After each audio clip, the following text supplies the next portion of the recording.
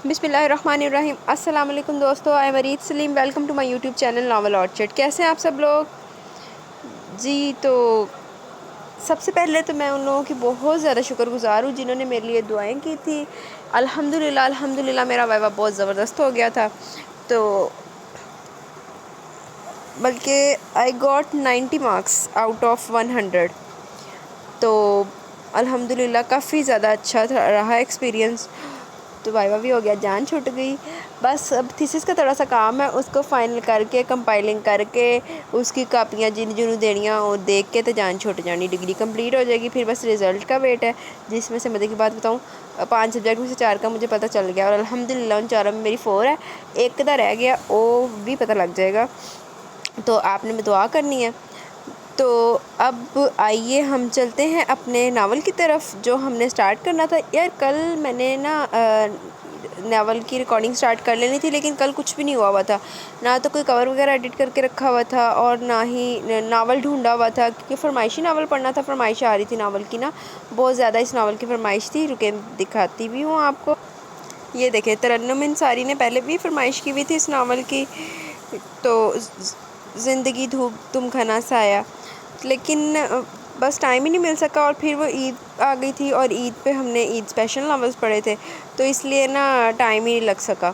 तो फिर मैंने इनको कहा था कि हम वाइवा के बाद स्टार्ट करेंगे, कल ही स्टार्ट कर लेते। लेकिन एक तो ये नावल ना मैंने पहले पढ़ा नहीं हुआ, तो मुझे इसके बारे में बिल्कुल भी आइडिया नहीं था कि ये किस थीम पे है, क्या बेस्ड है, इसकी क्या है और ये कौन सा नावल है। और इस नावल को ढूंढने में भी थोड़ी सी मुश्किल हुई थी, क्योंकि ये ना इस नेम से ना काफ़ी सारे राइटर्स के नावल हैं, तो ये इनकी डिमांड के मुताबिक ढूंढना था। फिर इन्होंने हीरो हीरोइन का नाम बताया हुआ था, तो वो थोड़ा सा हो गया था।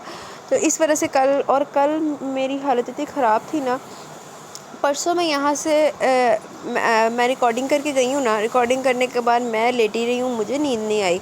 परसों मैं सारी रात नहीं सोई, बल्कि सुबह नमाज़ पढ़ के फजर की सोई हूँ और फिर 8 बजे उठ के मैं यूनिवर्सिटी चलेगी। तो कल शाम वापसी हुई, तो फिर हिम्मत ही नहीं बची थी, आंखें बंद हो रही थी, तो इसलिए मैं ना रिकॉर्डिंग नहीं कर सकी। तो आज हम अपना नावल स्टार्ट करते हैं। और एक और थी मेरी लिसनर, SM कुरैशी थी शायद, तो वो कहती होती थी कि लॉन्ग नावल हैं, बल्कि लिसनर हैं, तो वो कह रही थी कि ना लॉन्ग नावल स्टार्ट करें। तो SM कुरैशी, ये लॉन्ग नावल है हमारा, ये लॉन्ग होगा। अब कितना लॉन्ग होता है ये तो डिपेंड करता है कि हम कितनी स्पीड में जाते हैं। बाकी ये नावल मैंने बिल्कुल नहीं पढ़ा हुआ, तो मुझे ये आइडिया इसका नहीं है, लेकिन मैंने अपनी फ्रेंड से इसकी तारीफ़ें सुनी हैं और इसकी थीम भी मुझे उसी ने ही बताई है कि ये काफ़ी अच्छा नावल है, लव आफ्टर मैरिज बेस है। तो अब हम स्टार्ट करते हैं, देखते कैसा लगता है हम लोगों को ये नावल। तो लेकिन उससे पहले अगर आपने अपने चैनल नावल ऑर्चर्ड को सब्सक्राइब नहीं किया तो चैनल को सब्सक्राइब कर लें, साथ बेल आइकन भी प्रेस कर लें ताकि आने वाली वीडियो आपको जल्दी से मिलती रहे। तो आइए हम स्टार्ट करते हैं आज अपना लॉन्ग नावल ज़िंदगी धूप तुम घना साया, रिटन बाय इफ़त सहर ताहिर। ये लव आफ्टर मैरिज बेस है और आई थिंक सो 2 कपल की स्टोरी है, ये मोर देन 1 कपल की स्टोरी है, ठीक है। तो आज हम इसकी फ़र्स्ट एपिसोड रीड करेंगे, देखते हैं कितना रीड होता है हमसे। तो आइए स्टार्ट करते हैं। ज़िंदगी धूप तुम घना साया, रिटन बाय इफ़त सहर Tahir, first episode. Let's start. Adil, खुदा के लिए आज ये बात ज़ुबान पर लाए हो, आइंदा कभी ऐसा सोचना भी मत। अपने बाप को नहीं जानते तुम? आसिया बेगम खौफ से जर्द पड़ गई थी। इकलौता लाडला बेटा फरमाइश भी कर रहा था तो कैसी? चांद को छूने की, अनहोनी करने की, सब जानता हूँ मैं, मगर आप भी तो जानती हैं चाचा जान के यहाँ का माहौल। जहर लगी है मुझे इनकी नवीन। वो आखिर में दांत पीस कर बोला था, जब जानते हो तो फिर क्यों मुझे तंग कर रहे हो? वो थक सी गई।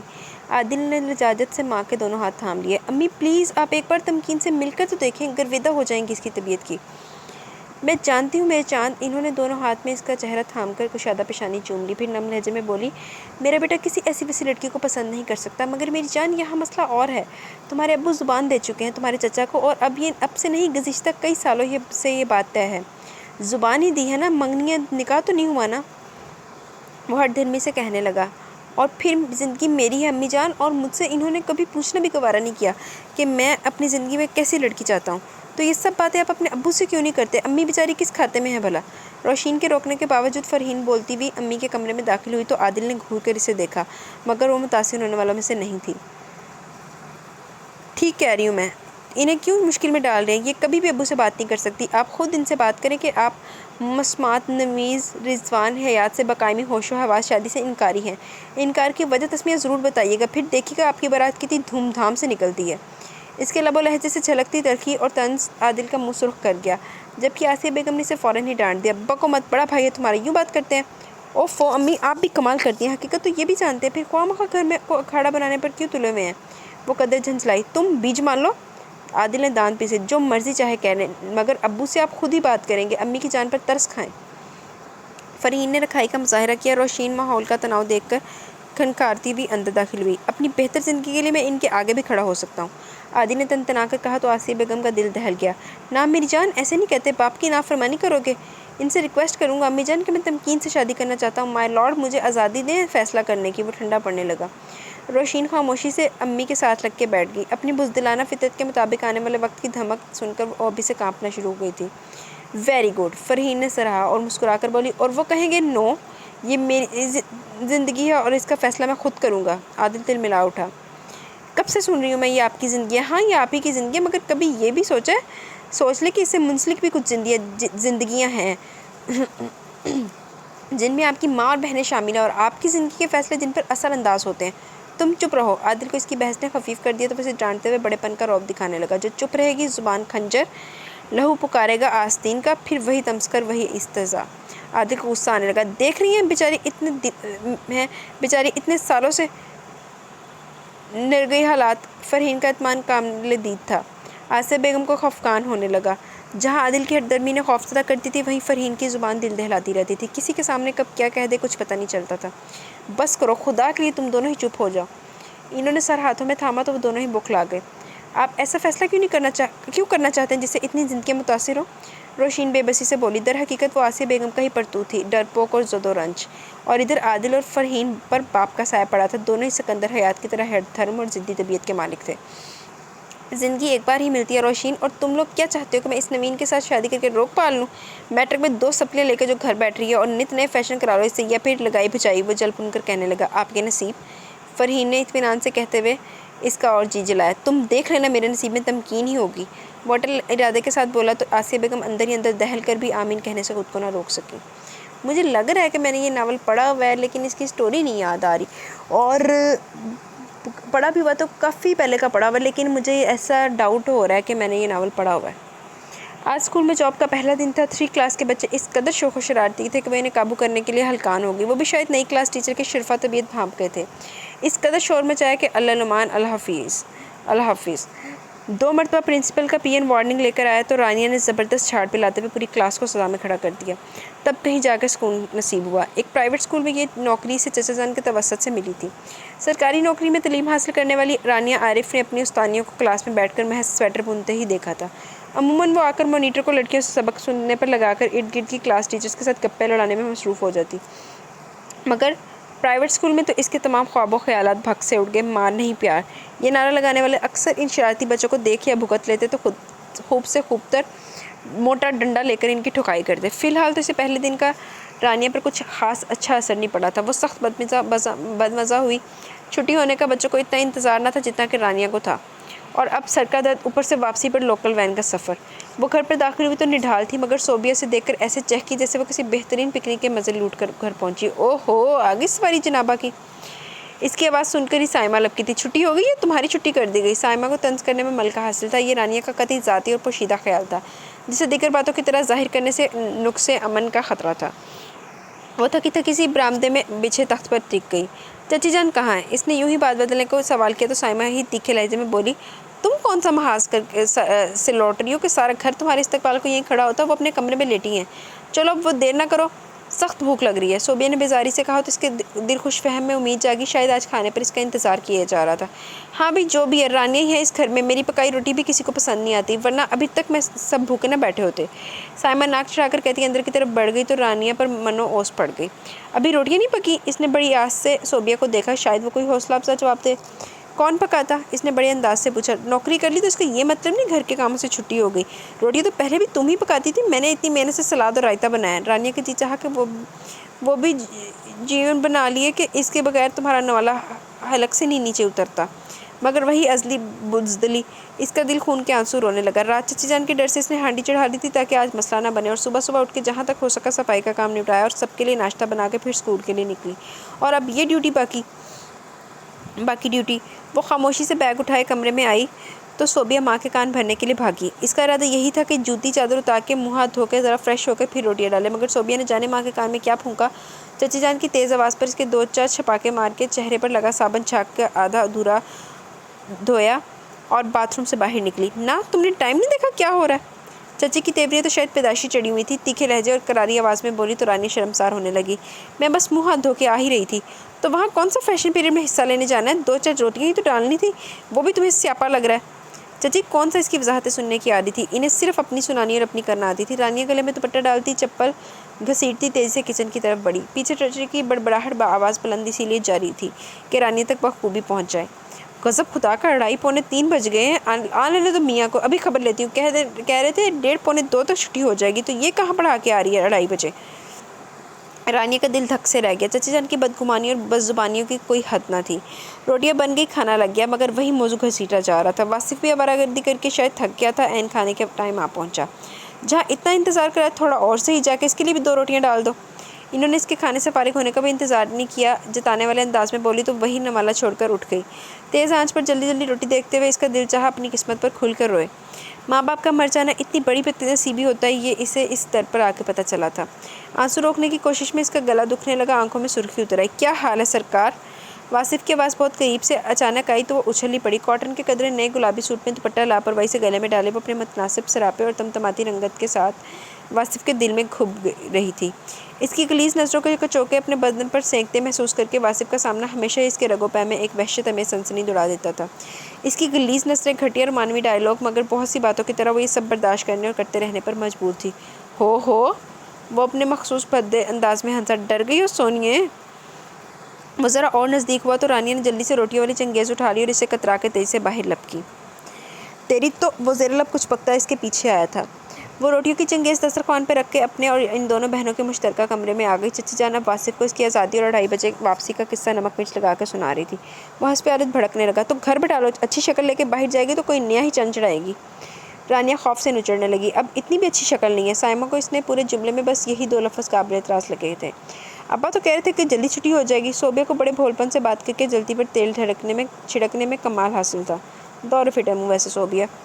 نہ بھائی، چچی نے اپنے مخصوص انداز میں بات شروع کی، ہم کون ہوتے ہیں اسے گھر بٹھانے والے؟ نہ 3 میں نہ 13 میں، تے ہمارے باپ کی لاڈلی ہے، اسی نے یہ پینگ ڈالی ہے جو اب وہ چڑھا رہی ہے۔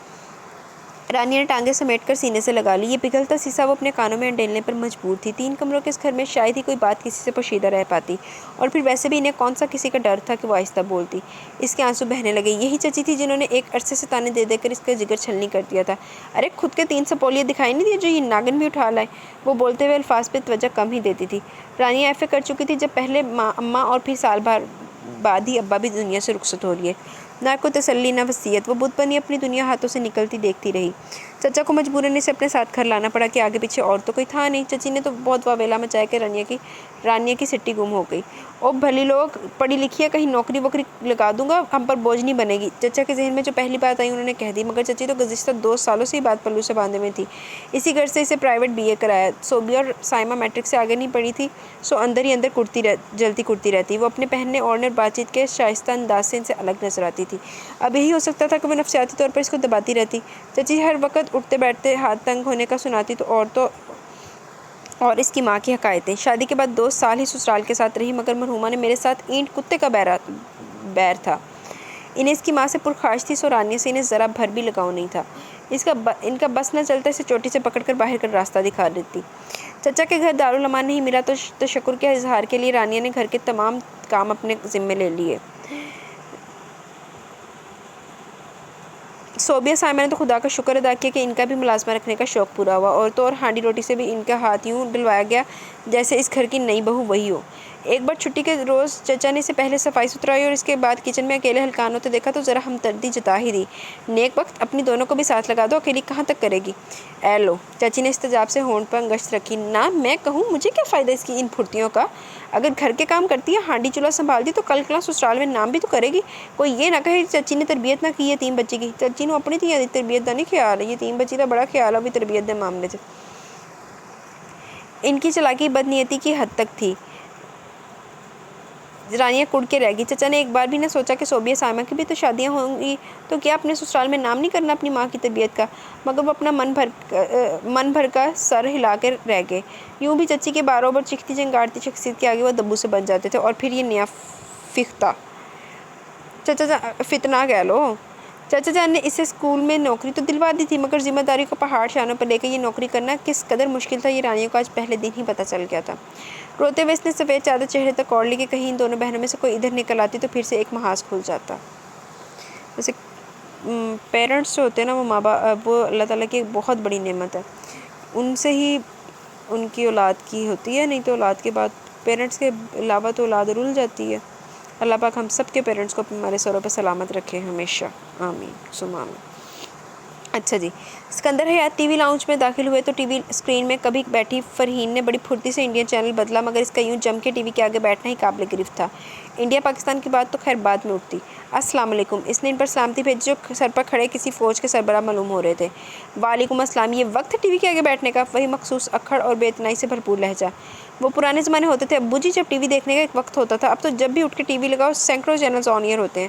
فرحین کی ڈٹائی قابل دید تھی۔ امی کے ساتھ کچن میں چائے بناتی روشین اش اش کر اٹھی۔ شاباش! سکندر حیات کے انداز میں طنز بھر گیا۔ بہت اچھی معلومات ہیں بیٹا جی، مگر یہی دماغ اگر کسی اچھے کام میں لگا دو تو زندگی سنور جائے گی تمہاری۔ پڑھ تو رہی ہوں ابو جی، زندگی بھی سنور جائے گی، اسے اطمینان تھا۔ تو کون سا احسان کر رہی ہو، پڑھ تو رہی ہوں، انہوں نے چڑھ کر کہا، پھر گویا اس کی نکالی کی۔ اٹھو ٹی وی کے آگے سے۔ لو جی، اب بندہ اپنی مرضی ٹی وی بھی نہیں دیکھ سکتا۔ اس نے منہ پھلاتے ہوئے ٹی وی آف کر دیا۔ خبردار جو اپنی مرضی چلانے کی بات کی ہو تو جب تک میں زندہ ہوں میری مرضی کے بغیر سوئی تک نہیں ہلے گی اس میں۔ اپنی طبع کے مطابق وہ فوراً آتشی موڈ میں آنے لگے۔ فری، اٹھو چلو اپنے کمرے میں جاؤ، تمہارا وارڈروب سیٹ کرنے والی ہے۔ آسیہ بیگم نے کچن سے نکلتے ہوئے مصروف انداز میں یوں کہا جیسے انہیں وہاں کی بات چیت کا اندازہ ہی نہیں، اور در حقیقت وہ فرحین کو وہاں سے ہٹانا چاہتی تھی، اور وہ بھی ماں کے اس مخفی اشارے کو خوب سمجھتی تھی۔ تبھی ریموٹ صوفے پر اچھالتی پاؤں پٹکتی وہاں سے ہٹی۔ سکندر حیات ماتھے پر بل ڈالے اس کے انداز ملاحظہ کر رہے تھے۔ یہ لڑکی ہاتھوں سے نکل رہی ہے آسیہ بیگم، انہوں نے سنگ دلی سے پیشن گوئی کی تو ان کا دل دہل گیا۔ کیسی باتیں کرتے ہیں آپ، بیٹی کے متعلق بھی بھلا کوئی؟ وہ جذبہ ہو کر بولی تو انہوں نے کاٹ کھانے والے انداز میں کہا، ہاں اب تم مجھے سمجھاؤ گی بات چیت کے انداز، تم میرے منہ میں الفاظ ٹھونسو گی؟ آسیہ بیگم ان کی برہمی پر گھبرا گئی۔ ان کا تو ہمیشہ سے یہی وتیرہ تھا، چھوٹی سی بات کو چوئنگم کی طرح کھینچتے تھے اور کچی لسی کی طرح بڑھاتے تھے۔ آپ کپڑے تبدیل کر لیں، پھر میں چائے لے کر آتی ہوں۔ وہ یوں بات بدل کی جیسے بات کچھ تھی ہی نہیں۔ سکندر حیات دانت پیستے ہوئے پلٹے۔ آسیہ بیگم کا یہ پسپا انداز ان کے اندر ابلتے لاوے کو سرد کرنے کے بجائے مزید بڑھاوا دیتا تھا۔ یہ عورت کبھی بھی مجھے اپنے اندر کی جلن نکالنے نہیں دے گی۔ آسیہ بیگم چائے لے کر کمرے کی طرف بڑھی اور روشین نے اپنے کمرے کا رخ کیا۔ کمرے میں جا کر وہ بوکھلا گئی۔ کمرے سے الماری سے کپڑے اڑ اڑ کر سارے کمرے میں بکھر رہے تھے۔ ارے یہ کیا کر رہی ہو؟ وہ افتاؤں خیزاں فرحین کی طرف بڑھی جو منٹوں میں الماری خالی کر چکی تھی۔ بس ہو گئی سیٹنگ؟ وہ اطمینان سے ہاتھ جھاڑتی ہوئی پلٹی۔ کیا یہ بدتمیزی ہے فرحین؟ روشین کو غصہ آیا۔ جس وقت میرا جو چیز چاہے گا میں وہی کروں گی، وہ آرام سے کہتی اپنے بیڈ پر جا بیٹھی۔ روشین پل بھر میں معاملے کی تہہ تک پہنچ گئی۔ تو دیکھتی رہتی بیٹھ کے وہ ایمان افروز پروگرام، یہاں کے اپنی بہادری دکھانے کا کیا مقصد ہے؟ روشین نے جل کر کہا تو وہ فوراً بولی، میں تو یہی کرتی اگر امی بیچ میں نہ آتی، اور مجھے پتہ تھا کہ کچھ دیر بعد کچن سے تمہاری رونی صورت بھی برآمد ہو جائے گی۔ Shut up, thank you. اس کی کفکی پر وہ بے نیازی سے بولی۔ جی تو چاہتا ہے کہ سب کچھ یہیں پڑا رہنے دو اور جا کے ابو کو بلا لوں، صحیح داد تو وہی دے سکتے ہیں تمہارے ان کارناموں کی۔ وہ کرتے ہوئے جھک کر زمین پر بکھرے کپڑے سمیٹنے لگی۔ ویسے فرحین چنگا سا آنا لڑ مر کے آپ آئی بار ابو جی دی گلاں آپ سن کے آئی تے اندر آ کے روشین دے سر تے سان۔ کبھی جی کی بھی مان لیا کرو، رہنے تو پڑا اس سب کچھ۔ اس کی ڈٹائی کی تو خود روشین بھی متعارف تھی، سو اسے ایک نظر گھور کے پھر سے اپنے کام میں مصروف ہو گئی، جبکہ اس نے اطمینان سے فیشن میگزین کھول لیا اور گنگناتے ہوئے اس کے صفحات کو الٹنے پلٹنے لگی۔ سوٹ کیس کھلے پڑے تھے، جگمگاتے کپڑے، قیمتی جویلری اور پرفیومز کے ساتھ ساتھ دیگر سارا سامان۔ وہ سب کھلے ہوئے چہروں کے ساتھ سارا سامان دیکھ رہے تھے اور آپس میں بانٹ رہے تھے۔ لڑکیوں بس کرو اب، پہلے بھائی سے تو پوچھ لو کہ کون سی چیز کس کے لیے ہے۔ رشیدہ بیگم کے لب و لہجے میں دونوں بیٹی کے لیے پیار بھری سرزنش تھی۔ कोई मसला नहीं अम्मी, भाई जान ने सब की चीज़ों पर नाम की चिट लगा रखी है। शबीना ने फ़ौरन जवाब दिया तो चाय का मग होंठों से लगाता हुआ बेख्तियार मुस्कुरा दिया। ये लड़कियाँ तो चीज़ें देख के दीवानी हो रही हैं। इन्होंने शबीना को घूरा। ये देखें ज़रा, आपके लिए भाईजान अलग से सूटकेस भर के चीज़ें लाए हैं। अब अगर इसमें से हमें कुछ पसंद आ जाए तो। इनकी शादीशुदा बेटी नगीना ने ललचाती नज़रों से इनके सूटकेस को देखा था। ख़बरदार अम्मी की चीज़ों को कोई हाथ नहीं लगाएगा। एहराज ने फिलफौरी ने वार्निंग दी कि अब तो अपने हाथ की पुष्ट पर परफ्यूम छिड़क कर चेक करता है। इब्रार हंसते हुए बोला, ये कौम बड़ी लालची है भाई, इतना सामान खुला पड़ा मगर इन्हें पसंद आए तो हमेशा दूसरे की चीज़। हाँ भाई, मेरा बेटा मेरे लिए बड़ी मोहब्बत से चीज़ें लाए, ख़बरदार जो किसी ने किसी चीज़ को हाथ लगाया तो। रशीदा बेगम ने भी साफ लफ्ज़ों में कहा तो नगीना आप भर के इनके रानी जर्सियों को देख कर रह गई। हालांकि वो इन दोनों बहनों के लिए भी कुछ शॉपिंग करके नहीं लाया था। फ़िक्र मत करो, जब मैं बाहर जाऊंगा तो ट्रक में भर के तुम दोनों के लिए सामान लाया करूंगा। इब्रार ने तसल्ली देते हुए दरपर्दा भाई को उसका वादा याद दिलाया कि अब वो इसे भी अपने पास बुला ले। एहराज संजीदा हो गया। खुदा ना करे कि तुम्हें कभी परदेस काटना पड़े। जो कुछ वहाँ मैंने सहा है वो मैं ही जानता हूँ, बल्कि अभी तक एक मुसलमान होने के जुर्म में वहाँ मेरी जगह नहीं बन पाई। ये तो बस खुदा ने दाना पानी वहाँ लिख दिया मेरा, मगर आपने तो कहा था कि मेरे कागजात जमा करा देंगे। इब्रार को इसकी बातें पसंद नहीं आई तो एहतजाजन बोला। रशीदा बेगम भी मुतफक्र हुई थी। वो बुनियादी चीज़ें हैं, रोज़ी कमाना, तो मैं तुम्हें सपोर्ट करूँगा, तुम यहाँ जो चीज़ चाहे कारोबार शुरू कर लो। वो नरमी से कहते हुए मुस्कुराया, मगर अब्रार का मूड बहाल नहीं हुआ। इसने वो ब्लैक चर्मी जैकेट भी उतार दी जो वो बड़े शौक से पहन के चेक कर रहा था, और परफ्यूम्स का ढेर भी साइड पर कर दिया। जो वहाँ चला जाता है यहाँ वालों को यही लेक्चर देता है। वो बेहद ऑफ मूड में बोला तो एहराज संजीदा हो गया। कुछ गलत नहीं कहते वहाँ जाने वाले। खुदा जानता है कि अजनबी वतन में यहाँ से जाने वालों को कितनी सोबतें बर्दाश्त करना पड़ती हैं। आपने भी तो बर्दाश्त कर ली, मैं भी कर लूँगा, और वैसे भी मुझे तो वहाँ आपकी सपोर्ट भी होगी, अकेला तो नहीं होगा। वो सब कुछ सोचे हुए था। यहाँ रखा ही क्या भाईजान, अच्छा इसे भी पास पुलवा लें, आपके कंधों का बोझ भी पड़ जाएगा। नगीना ने भी इसकी हमायत की थी। बताया तो है मैंने कि मैं अभी तक वहाँ एडजस्ट नहीं कर पाया। वो फिर से बोला तो रशीदा बेगम ने इब्रार को चुप रहने का इशारा करते हुए कहा, राजी तुम्हारी तो इतनी अच्छी नौकरी है, भारी तनख्वाह, बारी को भी साथ ही रखवा लेना। अम्मी जी, भारी तनख्वाह यहाँ के लिए है, इटली में तो 1 यूरो, बस 1 यूरो ही होता है, जबकि पाकिस्तान में 1 यूरो के 78 रुपये मिलते हैं। वहाँ तो चाय का 1 कप 3 यूरो में मिलता है, यानी तकरीबन 250 पाकिस्तानी रुपये में। इसने तलख हकीकत बयान की तो इब्रार ने तंज किया। ये सब सोचते रहे तो यहाँ के रहने वाले वहाँ जाके फाके करने लगे। शुरू में वो भी करना पड़ता है, कम तनख्वाह पीछे घर वालों को ज़्यादा से ज़्यादा पैसे भेजने के लिए फाके भी काटना पड़ते हैं। वो इसके तंज को नज़रअंदाज करते हुए तहम्मुल से बोला तो हूँ कहकर सर झटकता वहाँ से उठकर ही चला गया। चंद लम्हों के लिए कमरे में बिल्कुल खामोशी छा गई। एहराज के लिए इसकी बदतमीज़ी बिल्कुल नहीं थी। वो खफीफ सा होकर अपनी सफाई देने वाले अंदाज में बोला, इसे शायद अंदाज़ा नहीं है वहाँ की मुश्किलात का, इसलिए इतनी ज़िद कर रहा है। ओहो, आप भी ना भाईजान, क्या फ़र्क पड़ता है इससे, बल्कि आप भी ज़रा बेफिक्र हो जाएंगे, नौनों की कमाई तो लाखों रुपये बन जाएगी। शबीना को भी इसकी बात पसंद नहीं आई। वो खामोश रह गया। अच्छा अब बस करो। रशीदा बेगम अभी तक इन्हें बोलते सुन रही थी, मगर जो ही उन्होंने एहराज की खामोशी को महसूस किया, इसी वक्त इन्हें छिड़क दिया। पानी की गहराई वही बता सकता है जो इसमें उतरा हो। वहाँ की मुश्किलात राजी ही को पता है। तुम लोग तो यहाँ बैठ के सिर्फ दाज़े ही लगा सकती हो या मुफ्त में मशवरे दे सकती हो। मैं तो ऐसे कह रही थी, शबीना ने मुंह बनाया। तुम्हारी सारी बातें बस ऐसी ही होती हैं। उठो, चल के कुछ खाने पकाने का इंतज़ाम करो, बल्कि राज से पूछो आज का मेन्यू। लो जी, अभी भी खाना घर ही पकेगा। शबीना को तो जैसे करंट लगा था। क्या मतलब? रशीदा बेगम ने इसे घूरा। मतलब ये कि हमारे भाई इटली से लौटे हैं, अब तो हम होटलिंग क्या करेंगे। ना भाई, तुम लोग बेशक होटलिंग करो, मगर मैं तो यहाँ घर के खाने ही खाने आया हूँ। एहराज ने साफ लफ्ज़ों में खुशगवारी से कहा तो नगीना ने मुंह बनाया। वही टिंडे कद्दू? हाँ वही टिंडे कद्दू, जिनकी अहमियत वहाँ जाके मालूम होती है। मैं तो तंग आ गया वहाँ पर बर्गर मैकरोनी पास्ता खा के। नीरा मैदा। बहुत ना शुक्रिया आप राजी भाई, लोग तो तरसते हैं बाहर जाने के लिए, और आप हैं कि वहाँ कोई खूबी दिखाई नहीं देती आपको। नगीना ने तासुफ से कहा तो वो उदासी से मुस्कुरा दिया। खूबी क्यों नहीं है सिस्टर, बहुत सी खूबियाँ, वहाँ की सफाई, वहाँ के कवानीन और ज़वाबित, वहाँ की खूबसूरती, मगर हम जैसे मेहनत मजदूरी करने वाले लोग जो हर वक्त अपने वक्त की कीमत कमाने में जते रहते हैं, इन्हें तो बस यही दिखाई देता है कि हम गरीब वतन हैं। लोगों के रवैये ख़ुसूसन 9/11 के बाद हम मुसलमानों से बहुत बदल गए हैं। कवानीन हमारे लिए ज़्यादा सख्त हो गया। जहाँ 4 मुसलमान इकट्ठे हैं वहाँ छापे से भी गुरेज नहीं किया जाता। ख्वाम की इन्वेस्टिगेशन में हकीकत बता रहा था। बात फिर वहीं पे आ जाती है कि लोग फिर भी तो रहे हैं ना वहाँ, और फिर वहाँ की कमाई तो वहाँ की कमाई है। थोड़ी तकलीफ से है कि अपने घर वालों को खुशी देना तो औलाद का फ़र्ज़ होता है भाई।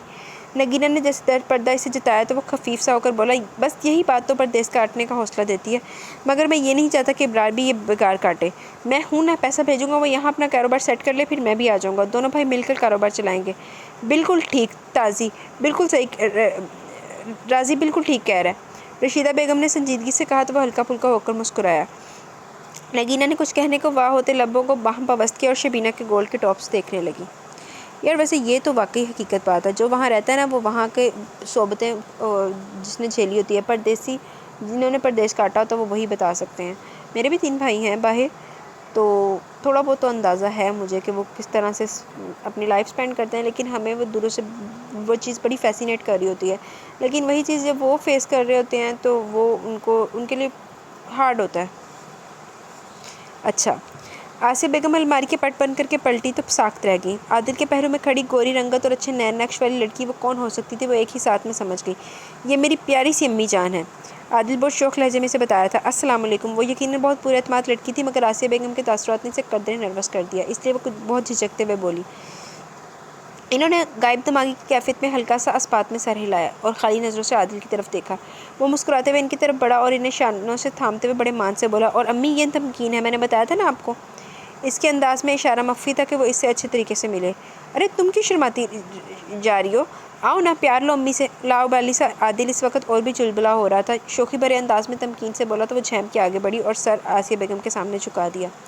جیتی رہو۔ انہوں نے اس کے سر پر ہاتھ پھیر کر دعا دی اور شاکی نظروں سے عادل کو دیکھا۔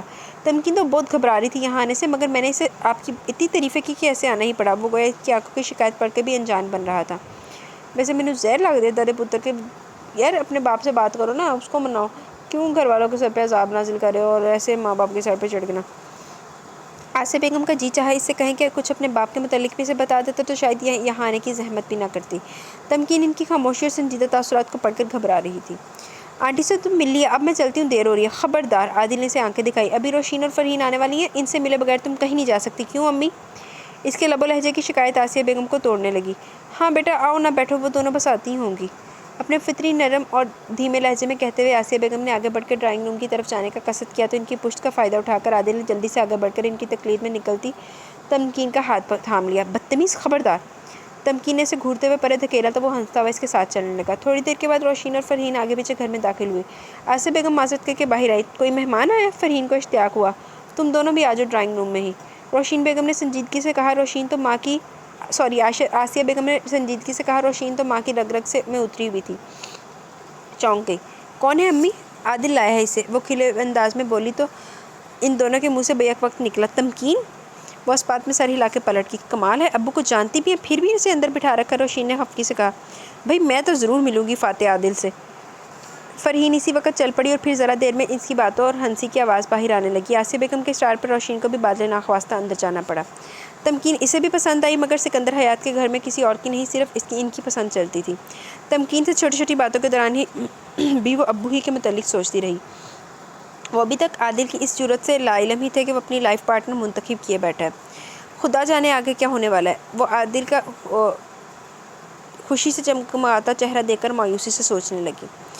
وہ پرنسپل کے آفس سے نکلی تو سخت قابضہ خاطر ہو رہی تھی۔ ابھی اسے جاب کرتے محض 2 ہفتے ہوئے تھے کہ اس کی آفس میں 3 بار حاضری ہو گئی تھی۔ وجہ، جس بھی کلاس میں رانیہ کا پیریڈ ہوتا وہاں اس کے پیریڈ میں بچوں کا شور و گل مچا رہا تھا۔ وہ بچوں کو سمجھانے سے زیادہ سنبھالنے میں ہلکان ہوتی رہتی، انہیں مارنے کے بجائے انہیں خاموش کرانے کی کوشش کرتی۔ نتیجن 7 والی کلاس کی ٹیچرز نے بھی شکایت کی کہ اتنے بچوں کا شور نہیں ہوتا جتنا مسٹر ہانیہ خود چیختی ہیں۔ وہ مایوسی آ کر اپنی کرسی پر بیٹھ گئی۔ ابھی بھی 3 کلاس کے بچوں نے گودر مچا رکھا تھا۔ خاموش ہو جاؤ، اس نے دان پیستے ہوئے سخت لہجے مگر مدھم آواز میں کہا تو اسے غصے میں دیکھ کر کلاس روم میں ایک دم سے خاموشی چھا گئی۔ چپ رہو، میڈم کو ڈانٹ پڑی ہوگی۔ اونچی آواز میں کی جانے والی سرگوشی نما موشگافی رانیہ کو ہونک بنا گئی۔ اس سے اگلے لمحے اس کے پورے جسم کا خون جیسے چہرے پر چھلک آیا۔ شدید غصے کی لہر نے اس کے دماغ کو دہکا دیا۔ کون بولا تھا یہ؟ کلاس کو ایک دم سے سانپ سونگھ گیا۔ جلدی بتاؤ ورنہ پوری کلاس کو الٹا لٹکا دوں گی، وہ کرخت استانیوں کی طرح بولی۔ اتنے دنوں میں بچوں نے پہلی بار اسے اتنے شدید غصے میں دیکھا تو ان پر اثر بھی ہوا۔ میڈم یہ علی بولا تھا۔ کلاس کے مانیٹر نے کھڑے ہو کر سچائی بیان کی تو رانیہ نے اپنی موٹی آنکھوں سے گھورا، علی کھڑے ہو جاؤ، غصے سے کہا تو وہ 8-9 سالہ بچہ اپنی مسکراہٹ دباتا اٹھ کھڑا ہوا۔ جب سے اسکولوں کے باہر مارنی پیار کے بوڑا ویزا ہوئے تھے تب سے بچوں کو مار کا خوف تو نہیں رہا تھا۔ ذرا استاد ڈانٹ سکتی تھی اور ڈانٹ کر کیا وہ تو گھر میں بھی پڑھتی رہتی تھی۔ یہ کیا بدتمیزی تھی؟ اس کے پاس جا کر رانیہ نے روب سے کہا تو آرام سے بولا، آپ کو بڑی میڈم نے بلایا تھا نا ڈانٹنے کے لیے۔ وہ اس کی توقع سے زیادہ چلاک بچہ تھا۔ رانیہ نے دانت کچکچاتے ہوئے اسے کان سے پکڑ لیا، شرم نہیں آتی ٹیچر سے یوں بات کرتے ہوئے؟ میڈم، بڑی میڈم نے سب ٹیچرز کو منع کیا بچوں کو مارنے سے۔ کلاس مانیٹر نے اٹھ کر گویا اسے یاد دہانی کرائی۔ شٹ اپ، بیٹھ جاؤ تم، رانیہ نے اسے بری طرح ڈانٹ دیا اور علی نامی بچے کا کان ہلاتے ہوئے سختی سے بولی، آئندہ اگر اس طرح کی بدتمیزی کی تو کمرے سے باہر نکال دو گی اور پھر میرے پیریڈ میں تم کمرے سے باہر ہی رہا کرو گے۔ بچہ منہ پہ سوڑنے لگا تو رانیہ سے گھورتے ہوئے اس کا کان چھوڑ کر واپس ہو لی۔ ایک بچے پر سختی کا نتیجہ یہ ہوا کہ باقی کلاس پر اس کا تھوڑا بہت روب پڑ گیا۔ بچے بالکل خاموش تو نہیں ہوئے مگر ان کی اونچی آوازیں اب سرگوشیوں میں ڈھل چکی تھی۔ بیٹھ جاؤ اب آرام سے۔ اپنی کرسی پر بیٹھتے ہوئے اس کی نظر علی پر پڑی تو وہ ابھی بھی کھڑا تھا۔ مجبوراً اسے کہنا پڑا تو وہ دھم سے اپنی سیٹ پر بیٹھ گیا۔ نہ کوئی شکر نہ تھینک یو، نہ شکریہ نہ تھینک یو۔ رانیہ بچوں کی بد تہذیبی سے سخت نالاں تھی مگر اس نے یہ شکر کیا کہ اب وہ شور نہیں کر رہے تھے۔ اس نے تہیہ کر لیا کہ ہر کلاس کے بچوں پہ وہ ایسا ہی روب رکھے گی کیونکہ پرنسپل کے پاس مسلسل شکایتوں کے جانے کا مطلب تھا اس نوکری سے ہاتھ دھونا، اور یہ جھٹکا وہ افورڈ نہیں کر سکتی تھی۔ وین کے جھٹکے کھا کھا کر وہ گھر پہنچی تو بھوک کے ساتھ ساتھ تھکن سے بھی نڈھال تھی۔ گھر میں داخل ہوتے ہی اس نے عادتاً سلام کیا تو چچی جان کے ساتھ کھڑی دو خوش شکل خواتین اور ان کے ساتھ رشتے کرانے والی سلمیٰ خالہ کو دیکھ کر وہ ان سے کترا کر اندر کی طرف بڑھ گئی۔ اب چچی کی باری تھی، سامنے تھے چچا اور توپوں کا رخ تھا رانیہ کی طرف۔ میں کہوں کیا ہے تمہارے دل میں؟ کیوں میری بچوں کی قسمت کو بٹا لگا رہی ہے کمبخت؟ چچی میں نے تو کچھ نہیں کیا۔ وہ ڈر سی گئی۔ ہاں تو نے کچھ نہیں کیا تو یہ بوتھا ان کو دکھانے کے لیے کس نے کہا تھا؟ ذرا سا رنگ کیا صاف ہے، تم تو آپے سے باہر ہو رہی ہو۔ وہ دھاڑی، میں تو اسکول سے واپس آئی تھی، مجھے کیا پتا گھر میں مہمان ہوئی ہوں گی۔ وہ لرزنے لگی۔ اے بیوقوف بنانا اس کو جو تجھے اور تیری تیسری ماں کو نہ جانتا نہ ہو۔ وہ چمکی، ساتھ ہی اس کی مرحومہ ماں کو بھی ہمیشہ کی طرح رگیٹ ڈالا۔ تجھے پتہ تھا اچھی طرح میری معصوم بچوں کے منہ سے تمہارے سامنے ذکر ہو گیا ہوگا، یوں ہی تو نہیں اینڈ ٹائم پر آدم کی کمینی۔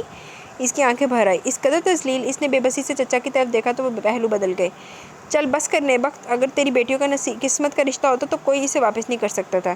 چچا کبھی کبھار اس کی حمایت کرتے تھے مگر چچی ہمیشہ کی طرح شیرنی کی طرح ان پر حملہ آور ہوئی۔ خبردار خبردار جس حرام خور کی حمایت کی تو۔ ارے میں تو پچھتائی اس سپولیو کو گھر میں لا کر، میری بچیوں کی قسمت پر گرہن بن کر بیٹھ گئی ہے۔ صبح سے اس نے میرا بی پی بڑھا رکھا ہے اور اب تم اپنی بیٹیوں کے مستقبل کی ذرا بھی فکر نہیں ہے تمہیں۔ ہائے میں مر جاؤں، میرا دل ہائے۔ جب چچی کا وبیلہ کامیاب اداکاری میں ڈھلنے لگا تھا، دل پر ہاتھ رکھ کے وہ بستر پر لوٹنے لگی۔ ارے نیک بخت! چچا کے ہاتھ پیر پھولنے لگے۔ سائمہ اور صوبیہ بھی ان کی طرف لپکی۔ رانیہ تیزی سے جا کر ان کے لیے پانی کا گلاس بھر لائی۔ دفعہ دور! چچی نے ہاتھ مار کر گلاس گرا دیا۔ ایسی حالت میں رانیہ کو ان سے یہ توقع نہیں تھی۔ چیخ روکنے کی کوشش میں منہ پر ہاتھ رکھے کھڑی رہ گئی۔ چچی سے نمٹنے کے بعد اب پھر سے اپنی بقیہ اداکاری میں مصروف ہو گئی۔ سنا نہیں تم نے؟ دفعہ ہو جاؤ یہاں سے۔ سائمہ کو یوں بھی اس پر بہت غصہ تھا، اسے دھکا دیتے ہوئے بولی تو وہ مرے مرے قدموں سے اپنا بے جان پڑتا وجود گھسیٹتی کمرے سے باہر چلی گئی۔ اب باہر چچا اور دونوں بیٹیاں چچی کی نازبرداریوں میں مصروف تھے۔ بس ابا بہت ہو گیا، اس گھر سے باہر کریں اب۔ سائمہ بھی صفاقی میں ماں کا پرتو تھی۔ اوہو ایسے کیسے باہر کر دوں پتر جی؟ چچا جذبس ہو گئے۔ کہتی ہوں میں سلیمہ سے لے کے آئے کوئی بھی لنگڑا کانا، پہلی فرصت میں اسے رخصت کرتی ہوں میں۔ چچی کی کراری آواز گونجی تو دل کے درد کو دباتی وہ چادر میں سمٹ کر لیٹ گئی۔ چاچی ایسا خدا دا خوف نہیں، اپنے اگے بھی دو بیٹیاں تو پھر بھی ادا کر رہی۔ خیر کچھ لوگ ہوتے ہیں جن کا ضمیر مر چکا ہوتا ہے اور وہ مرنا بھول گئے ہوتے ہیں۔ وہ مانیٹر کلاس پر نظریں جمائے بہت مگن سا بیٹھا تھا جب اچانک دو نرم سے ہاتھ پیچھے سے اس کی آنکھوں پر آ ٹھہرے۔ روشین اور فرحین نے کبھی ایسے وہ مانیٹر اسکرین پر روشین اور فرحین نے کبھی ایسی فضول حرکت نہیں کی تھی۔ امی سے ایسی حرکت کی وہ توقع نہیں کر سکتا تھا۔ پھر وہ الجھا اور ہاتھوں کو اپنی آنکھوں سے ہٹانے کی صحیح کی۔ ہاں ایسے نہیں، پہلے بوجھو تو کون ہے؟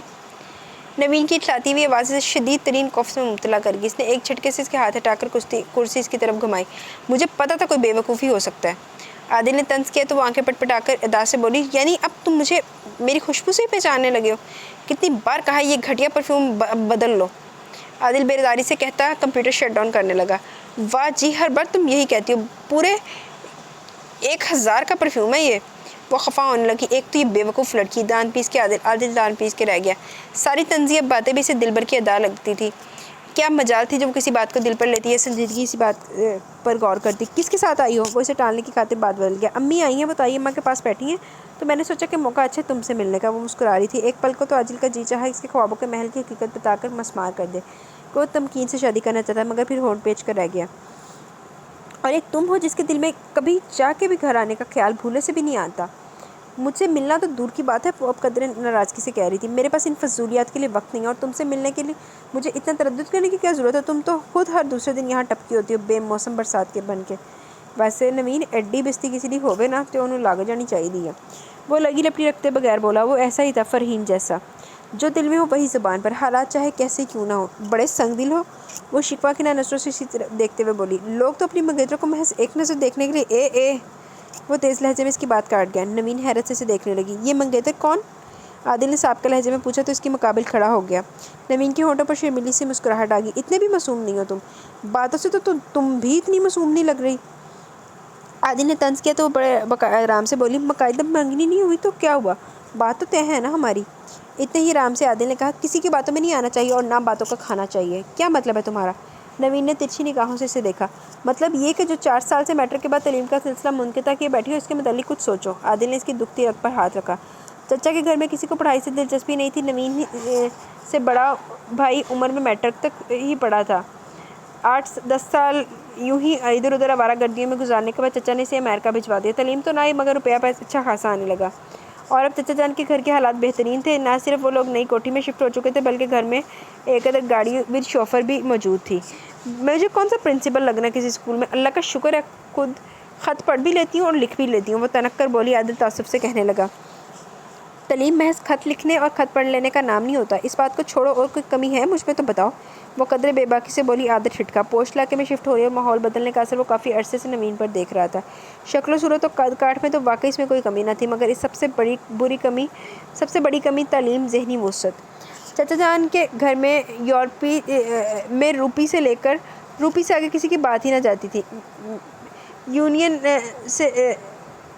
نوین سے چھوٹا بھائی عمیر تو میٹرک سے پہلے اسکول سے فارغ ہو گیا اور اب چچا جان کے ساتھ پنکھوں کی فیکٹری چاہتا تھا، جو کہ چچا جان کی ملکیت تھی اور اچھی خاصی چلتی تھی۔ پیسہ انسان کی ذہنیت کے علاوہ سب کچھ ڈھانپ سکتا ہے محترمہ۔ عادل نے طنز کیا اور مڑ کر باہر نکلنے کا قصد کیا تو نوین نے غصے میں آ کر اس کا بازو جکڑ لیا۔ کیا مطلب ہے تمہارا؟ وہ متحیر سا پلٹا، ایک نظر اپنے بازو کو جکڑے اس کے ہاتھ پر ڈالی اور پھر اس کا چہرہ دیکھتے ہوئے تمسخرانہ انداز میں بولا، پہلے اپنے لب و لہجے پر غور کرو، کتنا سال بڑا ہوں میں تم سے اور تمہیں اتنی تمیز نہیں مجھے مخاطب کیسے کرنا ہے؟ وہ ایک الگ بات ہے، میں کسی وجہ سے تمہیں ایسے بلاتی ہوں، مگر تم نے ذہنیت کی بات کی ہے۔ وہ برا مان گئی تھی، مگر عادل نے اس کی بات کو نظر انداز کرتے بددستور چپتے لہجے میں کہا، ذرا وضاحت فرمائیں محترمہ، اس خواہ کی بے تکلفی کے پیچھے کون سی وجہ خاص کار فرما ہے؟ تم تو جیسے جانتے نہیں۔ اس کی رنگت سرخ پڑنے لگی۔ عادل خوف کا شکار ہوا۔ تم نہ اپنے دماغ سے یہ فتور نکال دو اور اپنی عمر کے متعلق باتیں سوچا کرو۔ اگلے ماہ پورے 21 سال کی ہو جاؤں گی میں، وہ تفاخر سے بولی۔ اور عقل کس ماہ آئے گی جنابہ کو؟ عادل چڑ گیا، تمہارے پاس تو بس ایسی باتیں ہیں میرے لیے۔ وہ ناراض ہو کے جانے لگی تو عادل نے بے اختیار اس کا ہاتھ تھام لیا۔ وہ بے ساختہ پلٹی، تمہارے لیے میرے پاس بہت خاص باتیں بھی ہیں، وہ کہہ رہا تھا۔ نوین کا ہاتھ دل بے ترتیبی سے دھڑک اٹھا۔ کیسی ہوں عادل؟ انہوں نے میں کی سمجھا؟ اعراض کے آنے کی خوشی میں نگینہ ہفتہ بھر میکے رہنے کو آئی ہوئی تھی۔ اس کے دونوں بچے علی اور ماریہ بھی یہیں پہ اسکول جا رہے تھے، مگر اب بھی یہ علی کا بچہ گدھے الو کے پٹھے وہ اسے بے نکت سنا رہی تھی۔ اول تو وہ آج اسکول جانے کو تیار ہی نہیں ہو رہا تھا۔ ڈانٹ ٹپٹ کر نگینہ نے اسے تیار کیا تو شوز پہننے کی دفعہ وہ بیڈ کے نیچے گھس گیا۔ کیا ہو رہا ہے؟ راضی اس کے کمرے میں چلا آیا۔ دیکھیں ذرا اس کو، اسکول جانے کا نام ہی نہیں لے رہا۔ نگینہ اچھی خاصی روحانسی ہو گئی تھی۔ راضی نے اشارے سے اس کا جائے مقام دریافت کیا تو نگینہ نے بیڈ کے نیچے اشارہ کر دیا۔ وہ مسکراہٹ دباتا جھک کر اسے دیکھنے لگا۔ کیوں بھی پارٹنر، کیا مسئلہ ہو گیا ہے؟ ماموں ماما سے بولے نا میں اسکول نہیں جاؤں گا۔ ان 3-4 دنوں میں وہ راضی سے اچھی خاصی دوستی کھانٹ چکا تھا۔ اسے دیکھتے ہی لپک کر باہر آیا۔ بہت اچھے، مگر پتہ بھی تو چلے وجہ کیا ہے؟ راضی نے اسے پکڑ کر بستر کے کنارے بٹھایا۔ میری ٹیچر بہت گندی ہے، مارتی ہے، وہ خفگی سے بولا تو نگینہ نے کہا، اب تو منع ہو گیا بچوں کو مارنا۔ یہ کون سی ٹیچر ہے؟ ہماری نئی ٹیچر ہے، اس نے میرا کان کھینچا، اتنی زور سے مجھے ڈانٹا۔ وہ اپنی اداکاری کو پورا اثر کرنے کے لیے آنکھوں میں آنسو بھی لایا تو نگینہ تڑپ اٹھی۔ ہائے مر جائے وہ استانی، ہاتھ ٹوٹے، اس کی شرم نہیں آئی اتنے معصوم بچے پر تشدد کرتے ہوئے۔ چلو تم تیار ہو جاؤ، ہم ابھی چل کے ٹیچر کو پوچھتے ہیں۔ راضی نے اسے خوش کیا تھا۔ آپ میرے ساتھ جائیں گے؟ وہ مشکوک نظروں سے اسے دیکھتے ہوئے پوچھ رہا تھا۔ اعراض نے اس بات میں سر ہلایا تو وہ خوشی خوشی باقی تیاری مکمل کرنے لگا۔ سچ مچ شکایت کر کے آئے اس ٹیچر کی، حد ہو گئی۔ جب اسکولوں میں مارنا منع ہو چکا تو اس کی ہمت کیسے ہوئی میرے بچے کو ہراساں کرنے کی؟ نگینہ نے کہا تو وہ ہنس دیا۔ ارے میں تو اسے خوش کرنے کو کہہ رہا تھا، اتنی چھوٹی چھوٹی باتوں کی شکایت کیا کرنی؟ کیوں نہیں کرنی؟ آج اس نے کان کھینچا، کل کلاں تھپڑ مارے گی اور پھر فٹ سے۔ نگینہ کو اپنے بچوں کے آگے تو کچھ دکھائی نہیں دیتا تو وہ ٹھنڈی سانس بھر کے علی اور ماریہ کو ساتھ لیے چل دیا۔ آج صبح اس سے سب کچھ غلط ہو رہا تھا۔ آنکھ دیر سے کھلی تو افتاؤں خزاں کلی کر کے منہ پر محض پانی کا چھپاکا مارتی باورچی خانے کی طرف دوڑی۔ یہاں چچی مارے باندھے چچا کے لیے چائے بنا رہی تھی۔ آنکھ کھل گئی مہارانی کی؟ اسے دیکھتے طنز کیا تو وہ شرم سے ڈوب گئی۔ آپ ہٹے، میں ناشتہ بناتی ہوں جلدی سے۔ رہنے دو، اب رہ کیا گیا بنانے کو؟ چائے کا پانی تو رکھ ہی دیا میں نے، پراٹھے اور انڈے ہی ہیں، وہ بھی بنا لوں گی۔ چلو جی چچی دے بندہ منہ تو نہ چڑھنا مارے، چائے بنا کے پراٹھے انڈے والے سارا کچھ پیا کرنی، چائے بنا لی تھی سارا کچھ بن گیا۔ وہ تیوریاں چڑھائی یوں بولی جیسے پتہ نہیں کتنا کام ختم کر لیا ہو۔ پانی بھی انہوں نے محض چچا کی اور اپنی چائے کے لیے رکھا تھا. سوری چچی.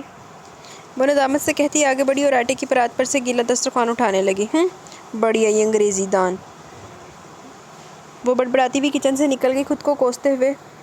رانیہ نے سب کے لیے ناشتہ بنایا اور خود اپنا پراٹھا جلدی جلدی لقمے بنا کے چائے کے ساتھ یوں ہی نگل لیا. ہے ذرا بھی صبر نہیں اس لڑکی میں. سب سے پہلے پراٹھا نگل کے بیٹھ گئی. چچی نے دیکھ لیا تھا. چچی بعد میں دیر ہو جاتی ہے. وہ منمنائی تو انہوں نے اس کی پیٹھ پر دھموکا جڑا. چل رہی دفعہ ہو بدبخت. وہ کرتی ہوئی تیار ہونے چل دی. بمشکل وین والا آیا تو وہ دعائیں کرنے کے باوجود 15 منٹ لیٹ پہنچی. دیر سے آنے والی لڑکیاں تو وہیں گراؤنڈ میں کھڑی تھی جبکہ اس کی حاضری پھر سے پرنسپل کے آفس میں ہوگی. پھر وہی کرخت لہجہ وہی لیکچر. رانی کی ہمت ٹوٹنے لگی. I am sorry madam. معذرت کرتے کرتے اس کی ہمت ٹوٹنے لگی. لہجہ رن سا گیا. اور یہ پرنسپل نے کونے کی طرف اشارہ کیا. جب میں نے سختی سے منع کیا تھا بچوں پر ہاتھ نہیں اٹھانا تو پھر آپ کی ہمت کیسے ہوئی اسے ہاتھ لگانے کی؟ رانی نے بے اختیار چہرہ موڑ کے دیکھا. ایک خوش شکل سا بندہ جو پتہ نہیں کیوں شرمندہ سا لگ رہا تھا اور ساتھ وہی شرارتی بچہ جسے پرسوں اس نے ڈانٹا تھا. اس کی آنکھوں کے آگے اندھیرا سا چھانے لگا. مجھے بہت افسوس ہے مس رانیہ. آپ اس جاب کے قابل نہیں. نہ تو آپ وقت کی پابندی کر رہی ہیں اور نہ ہی ہمارے رولز کو فالو کرنے پر کاربند ہیں. I am sorry. وجہ سے ہوا میں معلق رہ گئی. احراز باعجلت اٹھ کھڑا ہوا. I am sorry madam. میرا یہ قطعی مطلب نہیں تھا کہ آپ انہیں جاب سے فارغ کر دیں گے. تو آج کل کے بچے ذرا زیادہ محسوس کرنے لگے. آپ نے انہیں وارن کر دیا. بس اتنا ہی کافی ہے. بے حد شائستگی سے کہتے ہوئے اس نے ایک متاسفانہ نگاہ سر جھکائے میڈم کی ٹیبل کو دیکھتی رانیہ پر ڈالی تو دل کی عجیب سی کیفیت ہونے لگی. It's okay mister. آپ کی شکایت برطرف. ہمیں ان سے ڈسپلن پرابلم بھی تھا. آپ کی وجہ سے انہیں برخاست نہیں کیا گیا. یہ ابھی ٹرائل پر تھیں. میڈم نے صاف کوئی سے کہا اور بات ختم کر دی. وہ قدم گھسیٹتے ہوئے باہر وہاں سے نکل گئی. ارے کم بخت ہڈ حرام.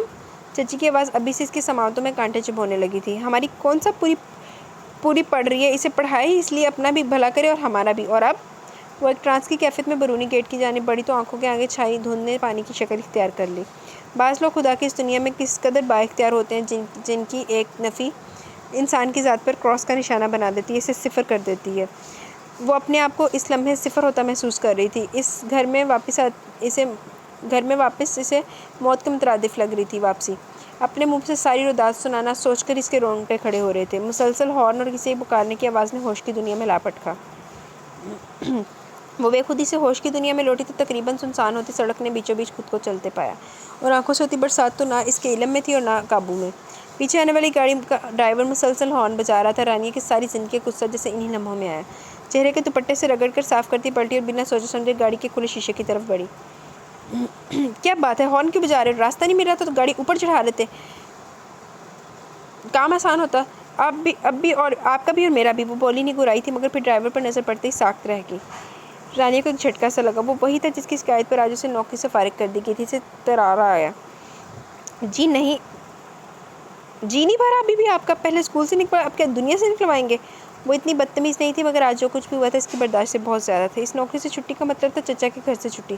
ابھی تو پہلی تنخواہ بھی نہیں ہاتھ آئی تھی تو چچی نے اسے ثابت فرائی کر دیتی. وہ گاڑی روک کر نیچے اترا تو رانیہ کو احساس ہوا کہ وہ کیا غلط کر بیٹھی ہے. یوں سنسان جگہ پر کسی اجنبی کے منہ لگنا اور وہ بھی اس انداز میں بہت پرخطر بات ہو سکتی تھی. وہ اپنی چادر درست کرتی بیگ سنبھالتی تیزی سے آگے کی طرف بڑھنے لگی. مس میم. پیچھے آنے والی بے ساختہ پکار نے اسے اور اجلت پر مجبور کر دیا. محترمہ بات تو سنیں. وہ تقریباً بھاگتا ہوا اس کے ساتھ ساتھ چلنے لگا. اب کیا بات سنوں میں آپ کی؟ ابھی پرنسپل کے آفس میں سب کچھ سن کے تو آ رہی ہوں. وہ نہ رکنے کا عہد کر چکی تھی مگر اس بد دماغ شخص کا علاج بھی ضروری تھا. اس کے یوں چیخنے پر احراز گھبرا ہی تو گیا. آہستہ بولیے پلیز. دیکھیے میں اس سلسلے میں آپ سے معذرت کرنا چاہتا ہوں. میری وجہ سے آپ کی جاب چلی گئی. I am really very sorry miss Rania. Rania کو گھر کا ماحول یاد آنے لگا. پھر اس کی آنکھیں حیرت اور خوف سے پھیلی. آپ کو میرا نام کیسے؟ علی نے بتایا تھا. وہ جلدی سے صفائی پیش کرنے والے انداز میں بولا. اور ابھی پرنسپل بھی. اچھا میری جان چھوڑیے. بڑا فتنہ ہے آپ کا بیٹا. اسے سمجھاتے نہیں ہیں لے کے میری چھٹی کروا دی. وہ تنتنا کر بولی اور چل دی. دیکھیں میں ایک بہت کمزور دل کا بندہ ہوں. میری وجہ سے کسی پر یوں مصیبت ہے میں برداشت نہیں کر سکتا. وہ اس کے قدموں کا ساتھ دیتا سولجھ انداز میں بولا. تو جا کے کسی ہارٹ پیشنٹ کو دکھائیں. میں کیا کروں؟ وہ اچھی خاصی چڑ گئی. آج اس نے سارے راستے روتے ہوئے جانے کا پروگرام بنایا تھا مگر یہ ڈھیٹ بن جائے تو قبل ہی ہوا جا رہا تھا. آپ بس مجھے معاف کر دیں. وہ مسکین لہجے میں بولا. رانیہ کے جی چاہا اپنا شولڈر بیگ اس کے سر پر دے مارے. میں آپ کو کبھی معاف نہیں کروں گی. وہ غصے سے دیکھ کر بولی. مر کے بھی نہیں. آپ نہیں جانتے آپ نے میری زندگی کو کتنا مشکل بنا دیا. پتہ نہیں اب میں کیا کروں گی. گھر جا کے کیا کہوں گی. اسے ضبط کرتے کرتے بھی ٹوٹ کے رونا آیا، پھر وہ دھواں دھار رو پڑی۔ احراز ہکا بکا اس شعلہ شبنم لڑکی کو دیکھتا رہ گیا۔ ابھی وہ اس پر برس رہی تھی اور ابھی حواس میں آتے ہوئے اس نے ادھر ادھر نگاہ دوڑائی۔ یہ بھی شکر تھا کہ راستہ سنسان ہی تھا، ورنہ وہ یقیناً لڑکی کو ہراساں کرنے کے جرم میں دھر لیا جاتا۔ دیکھیں میری بات سنیں پلیز، آپ روئیں مت۔ وہ بے بس سا ہونے لگا۔ ارے جائیں جا کے اپنے ننھے بچے کے آنسو پہنچے، آپ کو کیا کسی کے دکھ تکلیف سے؟ ایک تو اتنی نالائق اولاد پیدا کر کے اسکولوں میں بھیج دیتے ہیں، اوپر سے فرمائش کے پھولوں کی چھڑی سے بھی نہ چھوا جائے۔ 4 دن خود سنبھال کے دیکھیں تو ہوش ٹھکانے آ جائیں آپ جیسے لوگوں کے۔ وہ تلخی بھرے انداز میں کہتی ہوئی چادر سے آنکھیں پوچھنے لگی۔ احراز بہت شرمندہ تھا، یقیناً اسے جاب کی سخت ضرورت تھی اور ورنہ وہ یوں سڑک پر رونے نہ کھڑی ہوتی۔ یقین کریں مس رانیہ، میں واقعی اپنے فعل پر نادم ہوں۔ محض بچے کو خوش کرنے کی خاطر میں شکایت لے کر وہاں پہنچ گیا، مگر باخدا مجھے نہیں معلوم تھا کہ حالات اس نہج پر چلے جائیں گے۔ اچھا آپ کے بچے کی خوشی پوری ہو گئی نا، اب آپ بھی چین سے جا کے سو جائیں۔ وہ بس اسٹاپ کی جانب بڑھنے لگی۔ احراز کو تعصف نے گھیر لیا۔ سوری اگین مس رانیہ، مگر میں اپنی اس غلطی کا مداوع کرنا چاہتا ہوں۔ لمحہ بھر کے توقف کے بعد وہ اس کے پیچھے بڑھتے ہوئے سنجیدگی سے بولا تو رانی نے استحضائیہ نظروں سے دیکھا۔ آپ کی باتوں سے اندازہ ہو رہا ہے یہ جاب آپ کے لیے بہت ضروری تھی۔ اب یہاں تو میں آپ کے لیے کچھ نہیں کر سکتا، مگر آپ چاہیں تو میں آپ کے لیے دوسری ملازمت کا انتظام ضرور کر سکتا ہوں۔ وہ جلدی سے بولا۔ دوسری ملازمت؟ بے اختیار رانیہ بے اختیار خود میں سمٹ سی گئی، اندر کا خوف اوت کر آنے لگا۔ کون تھا یہ شخص اور کن ارادوں کے ساتھ اس کے پیچھے پڑا تھا؟ یہ ایڈریس لیجیے۔ اس نے جلدی سے اپنے پرس سے ایک وزٹنگ کارڈ نکال کر رانی کی طرف بڑھایا۔ اس کے چہرے پر پھیلے خوف کے سائے دیکھ کر وہ ٹھٹکا۔ آپ یقین کریں میں ایک انتہائی شریف آدمی ہوں، میری وجہ سے آپ پر جو مصیبت آئی ہے بس اس کا مداوع کرنا چاہتا ہوں۔ یہ میرے کسی جاننے والے کا اسکول ہے، آپ وہاں چلی جائیں، انشاءاللہ آپ کو پہلے والی سے اچھی جاب مل جائے گی۔ بڑے تحمل اور شائستگی سے کہتے ہوئے احراز نے وزٹنگ کارڈ اس کی طرف بڑھایا۔ رانیہ کو لگا کہیں سے خوشگوار ہوا کا جھونکا اس کی طرف آیا، اس کی تمام مصیبتوں کا حل ایک بار پھر سے جی اٹھنے کا احساس۔ اس نے تمام تر خوف اور احتیاط کو بالائے طاقت رکھتے ہوئے بے تابی سے وزٹنگ کارڈ جھپٹ لیا۔ کوئی اور موقع ہوتا تو وہ کبھی اس کے آفر کو قبول نہ کرتی، نہ جانے کون شخص تھا، اس کے کیا ارادے تھے، مگر آگے کنواں پیچھے کھائی جیسی صورتحال نے اسے اس عجلت اور بے احتیاطی پر مجبور کر دیا تھا۔ اس مجبوری کو وہی جان سکتا ہے جس نے مرتے مرتے دوبارہ زندگی پائی ہو۔ آپ بے شک کسی کو اپنی جاب ختم ہونے کا نہ بتائیں، کل سے اسکول میں جانا شروع کر دیں، آپ کی جاب کا ذمہ میں لیتا ہوں۔ کل آپ اسکول جا کر اپنی تسلی کر لیں تو آپ کے تمام شکوک و شبہات دور ہو جائیں۔ وہ محتاط انداز میں بولا۔ ابھی وہ تذبذب کے عالم ہی کھڑی تھی کہ وہ خدا حافظ کہہ کر واپس بھی پلٹ گیا۔ عادل کے ہاتھ میں دبے اپنے ہاتھ کو دیکھ کر نوین کا دل بلیوں اچھلا۔ یہ بندہ تو چھلاوا لگا کرتا تھا، مجال تھی جو کبھی آنکھ میں ڈالنے جتنا بھی دستیاب ہوتا، اور اب اس کی خوشی کی کوئی حد نہ تھی۔ اس کا چہرہ یوں چمک اٹھا کہ فوراً ہی عادل کو اپنی غلطی کا شدت سے احساس ہو گیا۔ اس نے فی الفور نوین کا ہاتھ چھوڑ دیا۔ دیکھو ہمارے درمیان جو رشتہ موجود ہے تم صرف اسی کو رہنے دو، میں تمہارا کزن ہوں، تایا زاد بھائی، اور بس۔ وہ فوراً ہی رکھائی سے بولا تو نوین تڑپ اٹھی۔ خبردار، کزن کزن ہوتا ہے اور بس۔ جو دماغ رکھتی ہوں ان کے لیے صرف کزن نہیں بھائی بھی ہوتا ہے۔ عادل نے طنز کیا۔ تم میرے منگیتر بھی ہو، پتل ملائی۔ اس کی یہ تو تڑاق عادل کو کبھی پسند نہ تھی، مگر نہ کبھی چچی نے اسے ٹوکا اور نہ کسی اور نے، مگر یہ الزام عادل کو ہنسی آئی۔ یہ تم نے تاریخ کی کتاب میں پڑھا ہوگا۔ اسے ہنستے دیکھ کر نوین کی جان میں جان آئی، وہ مذاق کر رہا تھا۔ ہاں ہمارے گھروں کی تاریخ تو یہی کہتی ہے، وہ اداس سے بولی۔ کیا کہتی ہے ہمارے گھر کی تاریخ؟ وہ طنز کرانہ نظروں سے اسے دیکھ رہا تھا۔ نوین نے ترچھی نگاہوں سے اسے دیکھا۔ اتنے بھولے بننے کی کوشش مت کریں جناب، میں تو صاف کہتا ہوں میں جس لڑکی سے شادی کروں گا کم از کم وہ گریجویٹ ہوگی۔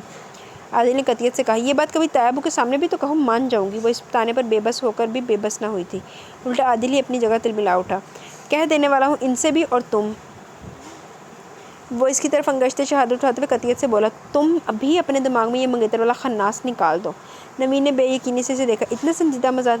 مجھے یہ فضول کی لن ترانیاں بالکل بھی پسند نہیں۔ میں نہایت فضول خواب کوئی سے تمہیں بتا رہا ہوں کہ میں نے اپنے مائنڈ میں جس طرح کی شریک حیات سوچ رکھی ہے وہ تم سے ہر لحاظ سے الگ ہے، ٹوٹلی ڈفرینٹ۔ وہ منہ پھٹ ہونے کی حد تک صاف کو تو تھا ہی، مگر شاید وہ سب بہت جلدی کر رہا تھا۔ اس کا احساس اسے تب ہوا جب نوین اپنی سسکیاں روکتے ہوئے وہاں سے بھاگی۔ لمحہ بھر کو اسے اپنی جلد بازی کا احساس ہوا بھی تو ہسپیارا سر جھٹک کر آئینے کے سامنے کھڑا ہو کر بال سنوارنے لگا۔ دونوں صحیح ہے، دوسرے نوں طرفائی رکھ دیتے آپ سکون نہ رہندے۔ وہ بہت بزدل اور چھوٹے دل کی مالک تھی، یوں احراز کے آفر پر ہرگز اعتبار نہ کرتی، مگر حالات اسے اعتبار کرنے پر مجبور کر رہے تھے۔ اس نے گھر آ کر کسی کو بھی نوکری جانے کا تو نہیں بتایا، مگر یہ سوچ سوچ کر اس کا دماغ پھٹنے لگا کہ اگر احساس نے واقعی کچھ چال چلی سے کل نوکری نہ ملی تو وہ کیا کرے گی۔ اسی سوچ میں اس سے کئی الٹے کام ہوئے۔ رات کو پکاتے ہوئے روٹی بھی جل گئی تو صوبیہ نے چچی کی متوجہ کر ہی دیا۔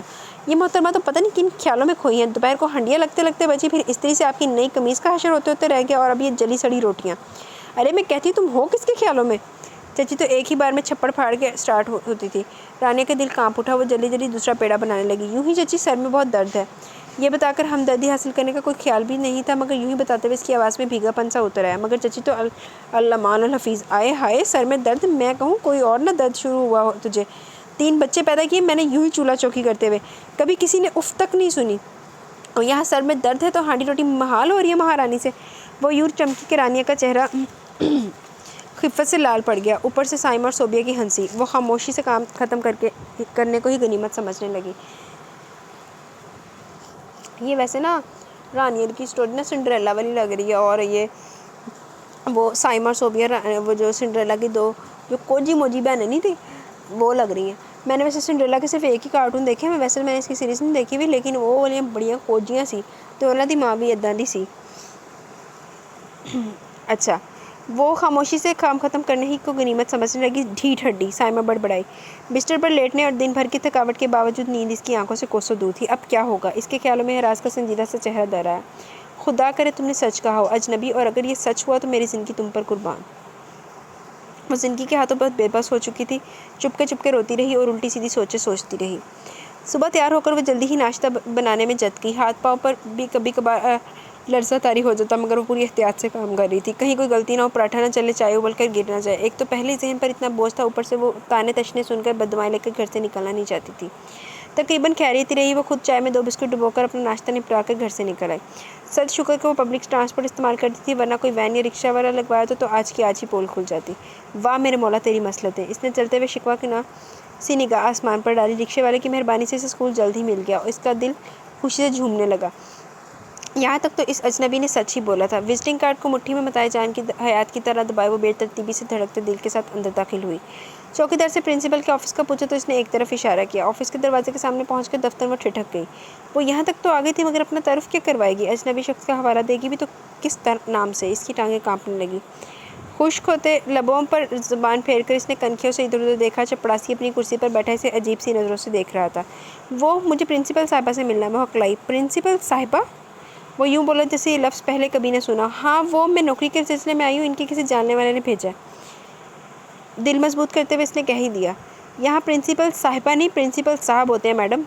عجیب سڑیل مزاج چپڑاسی تھا، اپنے جگہ سے انچ بھر بھی ہلے بغیر اسے شرمسار کرنے پر تلا ہوا تھا، اور وہ جو جاننے والے کا روپ ڈالی تھی خفیف سی ہوگی۔ آپ جا کے ان کو بتائیں تو صحیح، میرا نام رانیہ عارف۔ اس کے لب و لہجے میں اترتی لجاجت نے ہی شاید اس 50-55 سالہ شخص کو اس نیکی پر راضی کیا۔ احسان جتانے والے انداز میں سے دیکھتا وہ اندر گیا تو رانی نے خدا کا شکر ادا کیا۔ اب پرنسپل سے جا کے کیا کہنا تھا یہ بات کا مسئلہ تھا، مگر اگلے ہی لمحے وہ اچھل پڑی۔ وہ چپڑاسی کے ساتھ باہر آنے والا شخص اس کے لیے گویا نجات دہندہ بن کے آیا تھا۔ وہ بے تابی سے اس کی طرف لپکی۔ سنیں، آپ کا نام کیا ہے؟ وہ متحیر سے اسے دیکھتے ہوئے بولا۔ احراز محمود۔ شکر ہے خدا کا۔ اس نے طویل سانس خارج کی اور قدرے مسکرا کر بولی، اب میں پرنسپل صاحب کو جا کے بتا تو سکوں کہ مجھے کس نے بھیجا ہے؟ وہ بے ساختہ ہنس دیا، اس کی سادگی یا شاید بے وقوفی پر۔ میں یہاں آپ ہی کے لیے آیا تھا۔ وہ اس کی گلابی رنگت کو نگاہ بھر کے دیکھتے ہوئے بے اختیار بولا، پھر اس کے حیران ہو کر دیکھنے پر جلدی سے تصحیح کی۔ مجھے پتا تھا کہ آپ کو یہاں کی مشکل کا سامنا کرنا پڑ سکتا ہے، ظاہر ہے آپ مجھے جانتی تو نہیں۔ آئیے اندر، آپ ہی کا انتظار ہو رہا ہے۔ میں؟ وہ قدرے ہچکچائی۔ بس کچھ فارمیلٹیاں ہیں، اور ویسے بھی پرنسپل صاحب کی ایک ملاقات تو لازمی ہے نا۔ گھبرائے مت، دوست ہیں وہ میرے، اچھے آدمی ہیں۔ احراز نے آخر میں مسکرا کر اسے حوصلہ دیا تو وہ ہمت کر کے اس کی میت میں اندر چل دی۔ تقریباً احرازی کی عمر کے بندے کو پرنسپل کی سیٹ پر دیکھ کر وہ نروس ہی ہونے لگی۔ پرنسپل کے لفظ کے ساتھ اس کے ذہن میں ایک 1.5 عمر کا شخص کا خاکہ بنا تھا، مگر وہ اتنی خوش اخلاقی اور نفاست سے گفتگو کر رہا تھا کہ رانیہ کا اعتماد بحال ہوتے دیر نہیں لگی۔ وہ وہاں 10 منٹ اور 27 سیکنڈ تک بیٹھی، اور اتنے وقت تک میز کی داہنی جانب کرسی پر بیٹھا احراز شعوری اور لاشعوری طور پر اسے دیکھتا رہا۔ پرنسپل نے چپڑاسی کو بلا کر رانیہ کو کلاس میں لے جانے کو کہا تو تب وہ چونکا۔ ہاں بھائی، اب سیدھے سے بتا دو یہ کیا چکر ہے؟ رانیہ کے وہاں سے نکلتے پرنسپل نے اپنے چہرے پر بردباری کا نقاب اتارتے ہوئے احراز کو آڑے ہاتھوں لیا تو وہ چونکنے کی اداکاری کرتے ہوئے بولا، کس کے متعلق کہہ رہے ہو؟ بلے بھائی بلے، وہ استدعائیہ انداز میں چمکتے ہوئے بولا، جھوٹ بولو اس سے جو آنکھوں کا اندھا اور دماغ کا کھسکا ہوا ہو۔ بچو جی، پچھلے 15 منٹ سے اسے گھور گھور کے تم کوئی وظیفہ تو یقیناً نہیں کر رہے تھے۔ احراز نے ایک نظر اپنی کلائی پر بندھی گھڑی پر ڈالی۔ 10 منٹ 27 سیکنڈ ہیں؟ وہ ناسمجھی کے عالم میں سے دیکھنے لگا۔ وہ یہاں اتنی ہی دیر بیٹھی ہے؟ احراز نے مسکراتے ہوئے گردن کے پیچھے ہاتھ باندھے اور کرسی کی پشت سے کمر ٹکا دی۔ تو گیا احراز محمود۔ فاروق اس کی بے خودی پر پھڑک اٹھا تھا۔ شٹ اپ، احراز ہنس دیا۔ اور نہیں تو کیا، کچھ نہ ہونے کا ایک نہ ہی کافی ہوتی ہے۔ جہاں شدتوں کا انکار ہیلے بہانے ہو وہاں ضرور کچھ ہوتا ہے۔ فاروق نے وثوق سے کہا تو وہ کچھ سوچ کر قدر توقف سے بولا، بس یار وہ اچھی لگی ہے دل کو۔ اس سے پہلے میں رات کو بے سدھ ہو کے سوتا تھا، کل ساری رات اس کے آنسوں نے ڈسٹرب کر رکھا۔ بہت سادہ اور معصوم لڑکی ہے۔ فاروق کے لغو لہجے میں ہلکی سی تنبیہ پا کر احراز نے نیم آنکھوں سے دیکھا. مجھے بھی اچھی طرح جانتے ہو تم. احراز نے بنا توقف کہا تو فاروق نے سر ہلا دی. پھر سوالیہ انداز میں بولا شادی کرو گے؟ احراز ایک دم سیدھے ہو کر بیٹھ گیا. ابھی اتنا لمبا چوڑا تو نہیں, کچھ نہیں سوچا, وہ اچھی لگی ہے اور بس. فاروق کے انداز میں بے یقینی تھی. کہا نا ابھی تو بس. وہ پھر سے اپنے الفاظ دہرانا چاہتا تھا کہ فاروق نے سرزنش کرنے والے انداز میں کہا کسی سے شادی کرنے کے لیے یہ وجہ کافی ہوتی ہے کہ وہ آپ کو اچھا لگتا ہے. آنٹی سے بات کر کے رشتہ بھیج دو. کہیں تو شادی کرنی ہے نا, تو جو دل کو اچھا لگے اسی کو کیوں نہ دل میں بسا لو. فاروق کے انداز میں مشورہ بھی تھا اور خلوص بھی. احراز بے ساختہ مسکرا دیا. رانیہ سے پیاری اور معصوم ضرور لگی تھی, مگر ایک ہی ملاقات میں جس نہج پر وہ نہیں سوچنا چاہ رہا تھا, فاروق نے سوچنے پر مجبور کر دیا. یوں بھی رکینہ اپنے سسرال میں اس کے لیے دھڑا دھڑ رشتے دیکھے جا رہی تھی جو کم از کم احراز جیسے نازک احساسات رکھنے والے شخص کی طبع سے مطابقت نہیں رکھتے تھے. اس رات اس نے رانیہ عارف کے بارے میں شعوری اور باضابطہ طور پر سوچا تو دل نے فی الفور لبیک کہا تھا. اچھا جی, حالے ٹائم دا پورا حساب رکھیا ہویا انہیں. حالے بھی انہیں کچھ سوچیا نہیں سی. چلو شکر باضابطہ سوچ لیا. آسیہ بیگم افتاؤں خزاں اس کے کمرے میں داخل ہوئی تو وہ بوٹ کستہ کہیں نکلنے کی تیاری میں تھا. یہ نوین سے کیا کہا تم نے؟ عادل نے تسلی سے بوٹ کے میجک بند کر کے سر اٹھایا. تب تک وہ جھنجھلا چکی تھی. میں کیا پوچھ رہی تم سے؟ پریشان کیوں ہوتی ہیں پیاری ماں؟ وہ لاوبالی پن سے بولا اور ہاتھ دھونے کے لیے واش روم میں گھس گیا. پیاری ماں کے بچے وہ رو رہی تھی. انہیں خفقان ہونے لگا. بھلا یہ کوئی عام بات تھی نوین کا اس کے کمرے سے روتے ہوئے نکلنا اور پھر کچھ بتائے بغیر ماں کو بھی اٹھا لے جانا. آسیہ بیگم کا تو بلڈ پریشر بڑھنے لگا. ازل کی ڈرامے باز ہے وہ اندر ہی تبصرہ کرتے ہوئے بولا. باہر نکلو تم. آسیہ بیگم نے سختی سے کہا تو وہ تولی سے ہاتھ خشک کرتا مسکراتا ہوا باہر آیا. یہ کیا بدتمیزی ہے, کیا کہا تھا تم نے اسے؟ وہ اسے کوئی گنجائش دینے کے موڈ میں نہیں تھی. بھلا سکندر حیات کی لاڈلی بھتیجی سے کوئی اونچی نیچی بات کر سکتا تھا؟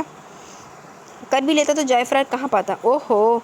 عادل نے لمحہ بھر کے لیے کچھ سوچا, پھر انہیں شانوں سے تھام کر اپنے بستر پر بٹھایا. وہ بالکل بے وقوف لڑکی. اس کی جگہ کوئی اور ہوتی تو شکر کرتی کہ شادی سے پہلے حقیقت پتہ چل گئی. وہ متحیر ہوئی. کون سی حقیقت؟ یہی کہ میں تمکین کو پسند کرتا ہوں, بلکہ شادی بھی اسی سے کروں گا. وہ رسان سے بولتا آسیہ بیگم کے بدن سے جیسے جان ہی نکال کر لے گیا. کئی لمحوں تک تو وہ کچھ بولنے کے قابل ہی نہیں رہی. ان کی سکتے کسی کیفیت سے گھبرا کر عادل نے ان کے شانوں کے گرد بازو پھیلائی. یہ تم نے نوین سے کہا ہے؟ وہ خوف سے سرسراتی آواز میں بولی تو عادل نے آرام سے کہا. کہیں نہ کہیں سے تو بات چلنی تھی, پھر نوین سے کیوں نہیں, جو اصل مسئلے کی جڑ ہے. دماغ تو ٹھیک ہے تمہارا باپ. وہ لرزتی گئی زبان تھی کہ الفاظ کا ساتھ ہی نہ دیتی تھی. کچھ ہی دیر کی بات تھی, پھر یہ بات لازماً سکندر حیات تک پہنچ جاتی اور پھر ایک قیامت صغریٰ. ہمارا باپ. عادل نے تمسکر سے ہنکارا بھرا. وہ صرف ان لوگوں کے پیارے تایا ابو ہیں. ہمیں تو صرف ولدیت میں ملے ہیں. بقو مت. تمہیں کیا ضرورت تھی نوین سے ایسی فضول بات کرنے کی؟ تو کون کرتا, آپ؟ وہ بھی تلخ ہونے لگا. پھر بھی بات اس طرح تو نہ پھیلتی جیسے اب پھیلے گی. وہ خلجان میں مبتلا ہونے لگی. آنے والے وقت کی دھمک نے ان کے چہرے پر زردیاں کھنڈ دی تھی. سکندر حیات تو تباہی مچا دیں گے. بھائی کی فیملی کی خاطر تو وہ جو بھی کریں گے کم ہے. امی آپ بے فکر ہیں, یہ میرا مسئلہ میں خود سنبھال لوں گا. عادل نے تسلی دیتا ہوا اٹھ گیا. میں کاشف کی طرف جا رہا ہوں. ان کے گھر انکل کی کمپنی میں مجھے ایک بہت اچھی جاب ملی ہے. اسی سلسلے میں کچھ بات کرنی ہے. وہ تو چلا گیا پیچھے ادموا ہونے کو انہیں چھوڑ گیا. روشین تو ماں کی حالت دیکھ کر ہی ان سے لپٹ گئی. کیا ہے تمہیں, پیچھے ہٹو. فرحین نے اسے پیچھے کھینچا تو اس کی نم آنکھیں دیکھ کر تب ہی اٹھی. بس ایک یہی کام ڈھنگ کا کرنا آتا تمہیں. تمہارے سامنے تمہاری پوری دنیا بھی لٹ جائے نہ تو تمہیں یہی کرنا ہے, 4 آنسو بہا لینا اور بس. فری بکواس بند کرو. آسیہ بیگم نے اس کے الفاظ پر ہولتے ہوئے اسے ڈانٹا. آپ اتنی ٹینشن کس سلسلے میں لے رہی ہیں؟ شادی سے انکار آپ نے نہیں, عادل بھائی نے کیا. وہ جانے اور ابو, یہ آپ کا مسئلہ نہیں ہے. وہ انہیں سمجھا رہی تھی. بالکل عادل والا انداز. آسیہ بیگم اسے دیکھتے ہوئے بولی. اپنے باپ کو جانتی نہیں ہو تم؟ اوفو. ایک تو آپ. وہ جھنجھلائی. باپ نہ ہوا جلاد ہو گیا. ایسے ہی ڈراوے دیتی ہیں آپ. ذرا کیا کریں گے؟ چیخیں گے, چلائیں گے, برا بھلا کہیں گے, قتل تو نہیں کر دیں گے نا؟ اس کی بہادری بے مثل تھی. سکندر حیات کا چیخنا چلانا یاد کر کے روشین نے سختی سے آنکھیں مینچ لی. تمہارا کیا خیال ہے, عادل کو یوں ہی معاف کر دیں گے؟ آسیہ بیگم اب سے تھکنے لگی تھی. تو نہ کریں معاف. وہ عادل کے سے لاب والی انداز میں بولی. اپنی پسند کا فیصلہ کرنے والے تھوڑی بہت سزا برداشت کرنے کا حوصلہ بھی ہونا چاہیے. تم تو چپ ہی رہو. ایک تو کوئی نہ کوئی مصیبت تم دونوں کی وجہ سے آتی رہتی ہے, اوپر سے تم لوگوں کی باتیں. روشین چیٹ کر بولی تو اس نے لاپرواہی سے شانے اچکائے. تو ٹھیک ہے نا, خدا نے ایک ہی تو زندگی دی ہے, اسے خود کیوں نہ گزارے. عادل بھائی کو تو بڑے مشورے دے رہی تھی کہ خود سے منسلک زندگی کو بھی سوچنا چاہیے. وہ تو میں اب بھی کہتی ہوں. فرحین نے فی الفور جواب دیا. مگر یہ دوسرے بندے پر منحصر ہے کہ وہ ایسا کر سکتے ہیں یا نہیں. کچھ معاملات میں تو آپ دل مار کر دوسروں کا خیال رکھ سکتے ہیں, مگر دل مد مقابل آ جائے تو پھر دل مارنا مشکل ہو جاتا ہے. تب بندے کو صرف اپنی ذات نظر آتی ہے. اس کی اپنی ہی منطق تھی. تم تو اپنا فلسفہ حیات سنبھال کے ہی رکھو. تمہاری ہر منطق ہی نرالی ہے. روشین کو صرف اپنا سوچنے والی عادت پسند نہیں تھی. نرالی نہیں, اچھی ہے. اس نے لقمہ دیا. خواہمخواہ کی ٹینشن لے کر بی پی بڑھانے کا کیا فائدہ. نوین بی بی نے جو کرنا تھا وہ کر چکی ہوگی. اب ابو جو کریں گے وہ بھی ایک حقیقت ہے، کان بند کر کے سن لیں گے۔ رہے عادل بھائی تو اس جرات کے نتیجے میں دی جانے والی ہر سزا ہنسی خوشی برداشت کر لیں گے۔ اس کے اطمینان اور حد درجہ لاپرواہی کو روشین نے رشک سے دیکھا۔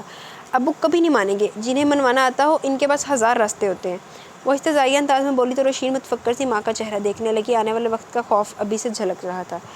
جی تو گائز ہماری ایپیسوڈ یہاں پہ اپنے اختتام کو پہنچی۔ کیسی لگی آپ کو ایپیسوڈ؟ اپنی رائے کا ضرور اظہار کیجیے گا۔ انشاءاللہ ملیں گے کل ود نیو ایپیسوڈ۔ تو اپنا بہت سارا خیال رکھیے گا، دعاؤں میں یاد رکھیے گا۔ انشاءاللہ کل ملیں گے۔ اللہ حافظ۔